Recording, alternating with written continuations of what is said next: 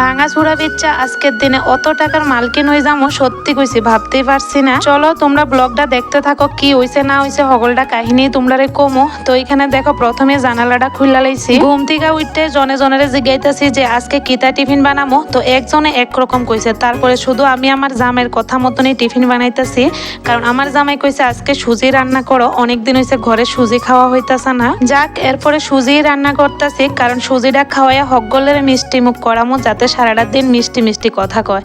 তারপরে দেখো এখানে বাকি সুজিটা আমি প্যাকেটে গুছাইয়া রেখে দিছি, আর আমার লেগে করে লাইছি চা। সকালবেলা বাড়ির হগলের সুজি দিয়ে মিষ্টি মুখ করাইছি, কিন্তু আমি খাইতাম না, কারণ সকাল সকাল যদি আমি মিষ্টি মুখ করে লাই আর মিষ্টি মিষ্টি কথা কইলে কিন্তু কাজ হইতো না, কারণ কাজ করতে গেলে একটু রাগ থাকুন লাগে শরীরে।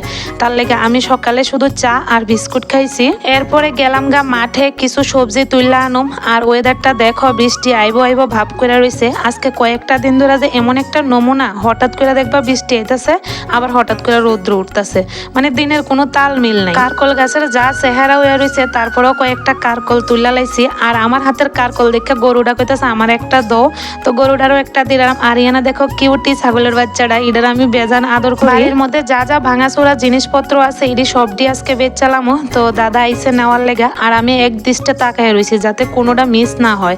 আর 200 টাকার বেচছি ভাঙাচোরা, এটা আজকে আমার পকেটেই ঢুকছে। আচ্ছা তোমরা একটা কথা কই, এটা আমার মাথাত ঘুরতেছে সকাল থেকে। এই যে ভাঙাচোরা কইছি, জিনিসটি তো ভাঙাচোরা নাই, এটি তো আসলে কাইটটা কুইটটা এটারে ঠিকঠাক করছে, মানে মালা টিন্ডি লাগাইছে আর কাটা গুড়া দিয়ে আমরা কিন্তু বেচছি। তাহলে এটার আমরা ভাঙাচোরা কইছি গেলে এটাই বুঝতে পারতাছি না। যাক বাদ তো, বেশি বুঝতাম গেলে আবার মাথার মধ্যে প্রেশার পড়বো, এত প্রেশার নিয়ে কাজ করতে পারতাম না। এরপরে দেখো এখানে বইয়া গেলাম রান্দাত, মানে হারাত দিন যত কাজে করি রান্নাঘরের কাজ তো এটা মাস্ট করতেই লাগবো। ভাত বয়াইয়া কাটতে লাইছি, তরকারি অনেক রকমের সবজি কাটছি, আর করলা ভাজা যেটা আমার এত ভাল লাগে কি কমো।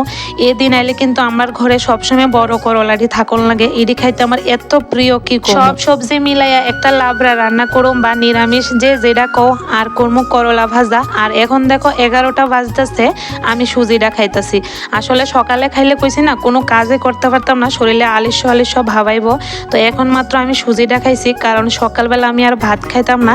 আর সুজিটা খাওয়ার পরে কিন্তু একটা পান খাইয়া লাইছি, কারণ মুখটা মিষ্টি বেরিয়েছে, ভাল লাগতেছিল। ঘর দুয়ার পরিষ্কার করে স্নান করে গেছি খাইতে, এতটা ক্ষুধা লাগছে পেটের মধ্যে কি ঘুমো। সুজি কি এতক্ষণ থাকেনি কও। তো মোটামুটি তরকারি দুটোটাই ভালো হয়েছে, তরকারি বলতে নিরামিষ আর ভাত।